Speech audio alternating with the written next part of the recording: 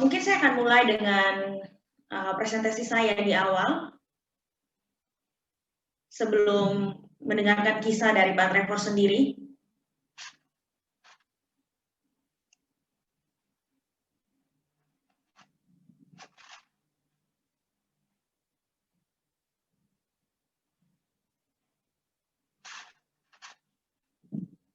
Oke, baik. Next. Iya, saya akan cerita singkat tentang bagaimana misionaris Trevor ini memulai pelayanan dia di Papua. Jadi awalnya beliau datang ke Papua itu hanya sebagai pilot, tapi ternyata untuk Kampung Fuau. Tapi ternyata penerbangan ini mengalami bangkrut dan kebetulan pemerintah penerbangan ini dimiliki oleh Pemkot dari Mambramo. Akhirnya beliau berpikir mencari tempat yang sulit di mana. Kemudian dia karena kebetulan berafiliasi dengan salah satu gereja lokal, maka gereja lokal menyarankan untuk ke Korowai. Di sini kalau kita lihat ini adalah kampung. Ini Korowai. Ini adalah orang-orang yang dulunya hidup di pohon. Kalau seperti yang tadi Dr. Maxi cerita, ada orang-orang yang masih ibu-ibu melahirkan di pohon, ini, suku ini. Jadi memang Korowa ini yang mulai dirintis oleh Pak Trevor itu di Kabupaten Bovendigul. Kita lihat di sini, jadi di awal mereka datang, sama sekali pada saat dia merintis belum ada pelayanan kesehatan di sana. Kenapa? Karena memang kondisinya yang sangat sulit, sangat tidak terakses. Jadi satu-satunya untuk mengakses tempat ini adalah mereka menggunakan pesawat MAF kecil yang bisa mendarat di sungai. Kebetulan kalau kita lihat Korowa ini ya, ini sungainya cukup besar.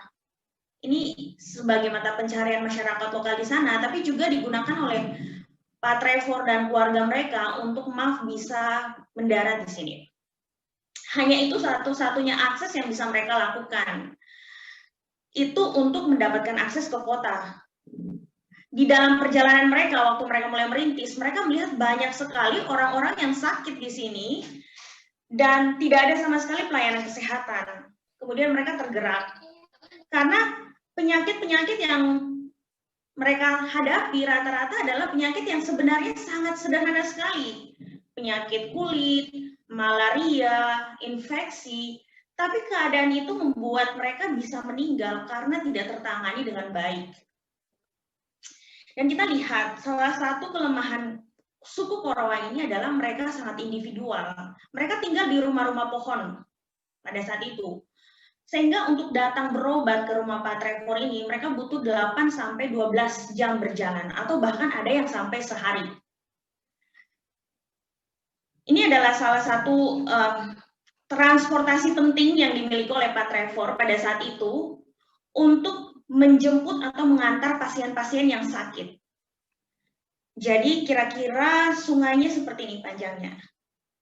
Jadi bisa dibayangkan kalau seandainya lagi tidak hujan dan kering sungainya, ini cukup sulit sekali. Akhirnya banyak sekali pasien-pasien yang harus berjalan kaki. Sehingga tidak salah ada yang bisa sampai jalan kaki 1 hari untuk sampai ke rumah Pak Trevor mendapatkan pengobatan. Next. Kita lihat di sini, seperti tadi yang saya sudah katakan bahwa banyak sekali masyarakat-masyarakat yang meninggal untuk penyakit-penyakit yang sederhana. Kita lihat di sini ada salah satu anak yang penyakit kulit. Kemudian ada juga yang, ini ibu datang membawa anaknya. Ibu ini datang dari Kampung Milki yang jaraknya sekitar 1 hari berjalan kaki. Jadi mereka jadi berjalan, kemudian singgah sebentar di hutan, istirahat sebentar di hutan, kemudian melanjutkan lagi perjalanannya sampai ke tempat Pak Trevor. Kemudian ini yang Pak Trevor lakukan kunjungan ke orang-orang yang banyak sekali mengalami kekeringan, kekurangan gizi ya.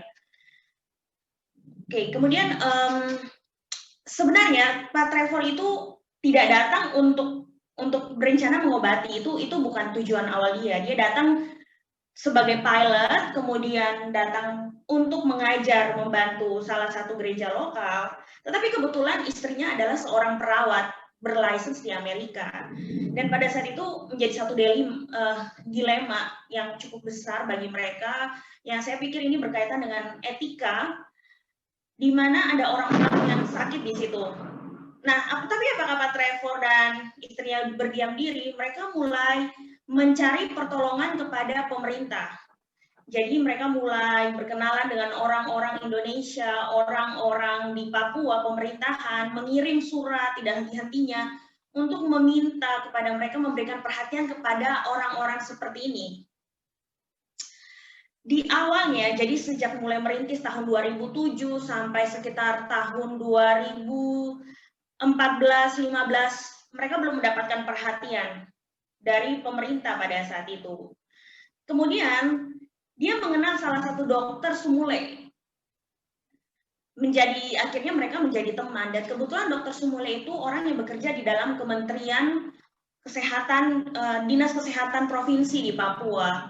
Lalu dokter Sumule mulai banyak membantu mensupport obat-obatan dari obat pribadi mereka, kemudian mulai memberikan banyak saran dan mulai banyak membuat kerjasama seperti itu. Next.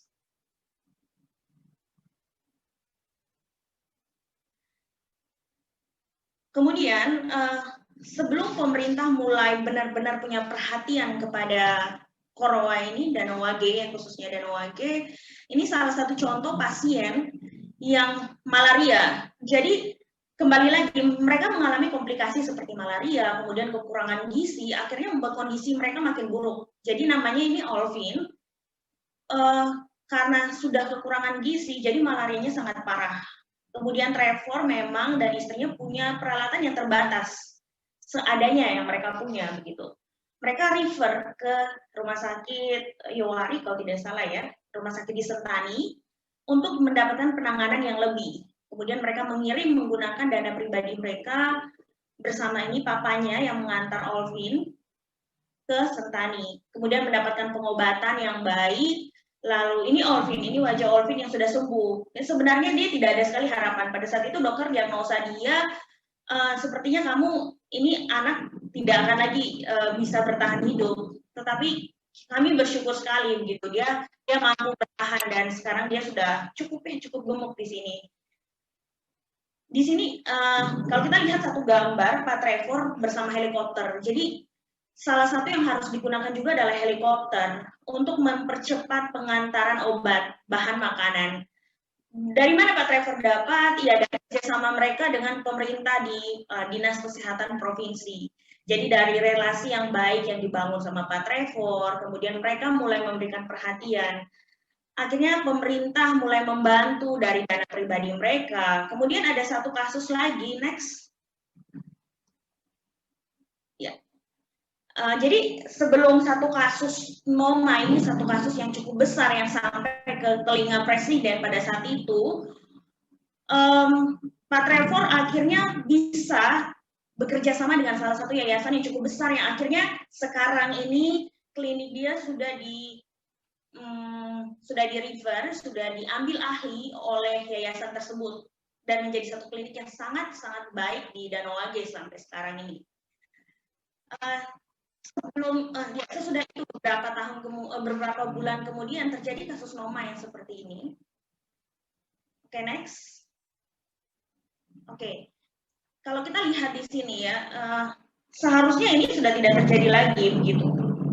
Tapi ini terjadi pada satu anak ini, jadi itu terjadi sore hari. Pada saat itu saya ada di tempat ini, di Korowai, di Danau Wage ini.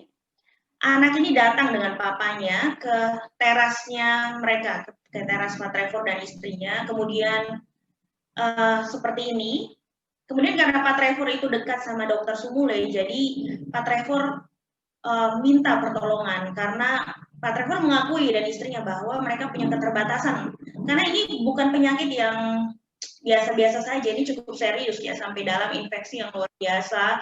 dan juga karena kekurangan gizi. Cukup banyak kontroversi pada saat itu. Jadi beberapa ahli dokter menyatakan ini bukan noma, tapi bagi Trevor ini pasti penyakit noma. Akhirnya di-refer sampai jadi pada saat itu tahun 2018 atau 2017 ya kalau saya tidak salah ingat. Akhirnya sampai Kementerian Kesehatan datang sendiri ke Danau Wage dan melihat apa yang terjadi setelah pasien ini, si putih hatil ini ditangani dengan baik. Oke, ini kita bisa lihat setelah dibersihkan oleh Ibu Teresa, kemudian diperban dan akhirnya Pak Trevor dan Dinas Kesehatan Provinsi bekerja sama untuk mengirim dia di Rumah Sakit Dian Harapan pada saat itu. Dan kita lihat ini pengobatan, ini sudah terjadi pemulihan yang cukup baik ya. Berat badannya juga cukup naik dengan baik. Oke, next. Oke, jadi apa yang sekarang Pak Trevor masih kerjakan, yaitu terus kami sebenarnya fokus pelayanan kami adalah menjangkau wilayah-wilayah terisolasi untuk melanjutkan semangat dari misionaris Trevor Johnson ini. Kemudian memajukan masyarakat interior Papua dengan pendidikan dan pelayanan kesehatan yang berkualitas. Tentu seperti yang tadi Dr. Maxi paparkan bahwa dengan SDM yang baik, itu akan mempengaruhi pelayanan kesehatan yang baik juga begitu. Dan saya pikir ini sama apa yang menjadi visi dari Kemenkes, ini juga menjadi visi bagian dari Trevor Johnson Ministry. Kemudian kami juga terus berupaya untuk menyiapkan fasilitas yang menjamin keamanan, kenyamanan, serta kesejahteraan guru dan perawat. Jadi kami berusaha bagaimana Pak Trevor sendiri berusaha ketika mengirim perawat, pendidikan juga disiapkan dan itu sebaliknya. Kemudian yang tidak pernah kami lupa adalah bahwa bekerja sama dengan Dinkes sangat penting. Karena beberapa tahun kami melihat bahwa dengan kita bekerja sama dengan pemerintah, kemajuan begitu pesat karena kami akui kami sangat terbatas dalam suplai obat. Kalau kita lihat di sini, ini adalah guru Pak Trevor. Kemudian ini adalah salah satu bidan dari pemerintah. Kemudian ini adalah orang dari Dinkes. Kalau nggak salah ini Pak Aron ya, Pak. Ya, ini orang dari Dinkes. Jadi ada hubungan yang baik yang terjadi. Setelah Pak Trevor merintis, kemudian dia menginvite para pemerintah untuk membantu dia untuk bekerja sama, untuk bergandengan tangan, mengerjakan satu isu yang serius seperti ini. Next. Ya, ini adalah salah satu contoh ini yang kami masih kerjakan sampai sekarang.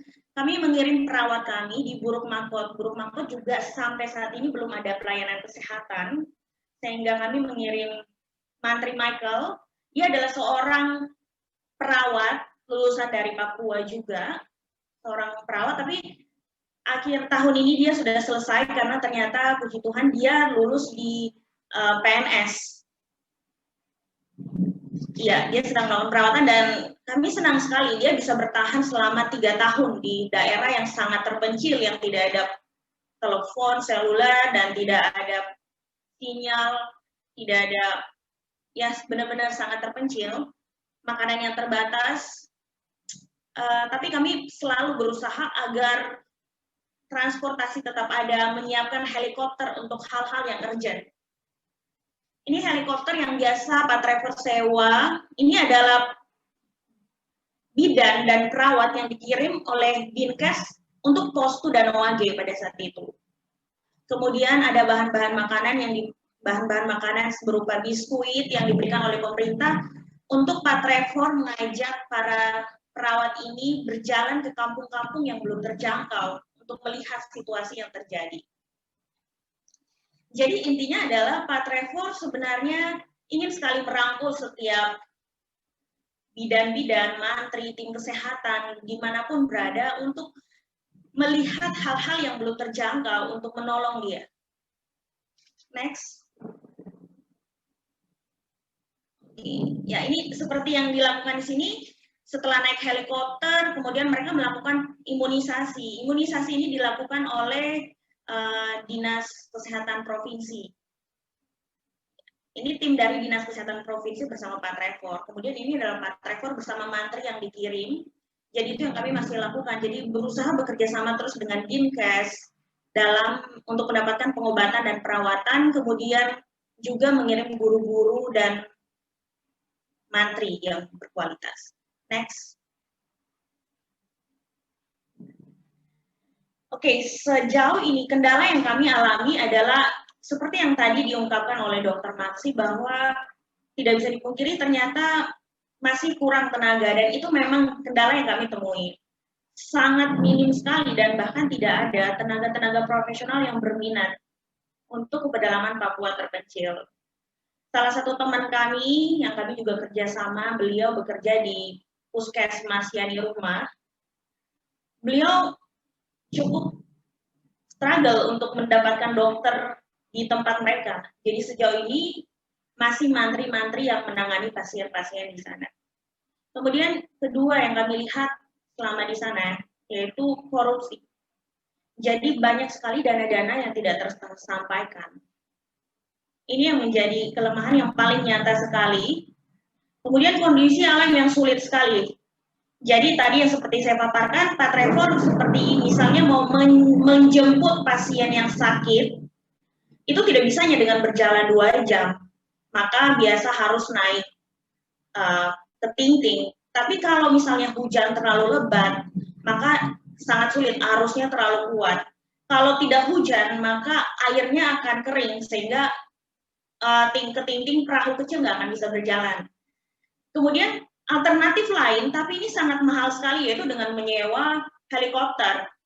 Sekali sewa helikopter itu 20 juta, bolak-balik 40 juta, sementara helikopter itu harus disewa bolak-balik hitungannya, jadi tidak bisa hanya sekali terbang. Kemudian ya tadi yang saya katakan cuaca yang ekstrim, kemudian fasilitas yang kurang memadai, jadi memang banyak juga guru-guru perawat yang tidak mau ke pedalaman karena tidak ada sinyal, tidak ada telepon seluler, dan sebagainya.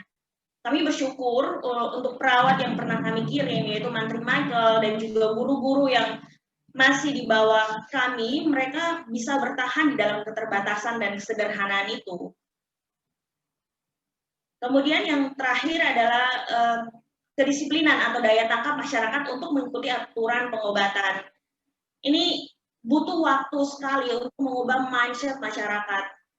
Salah satu cerita misalnya, mereka sering berpikir bahwa obat itu dikasih langsung diminum.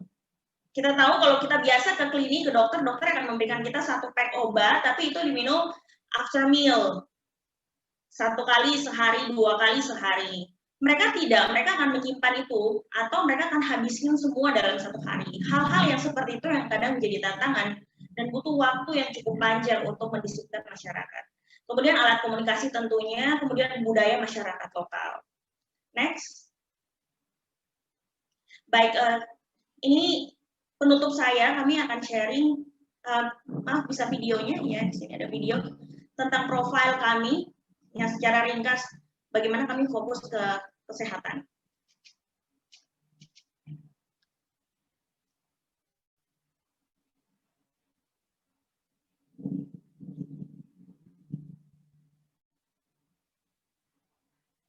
Maaf, suaranya nggak ada ya?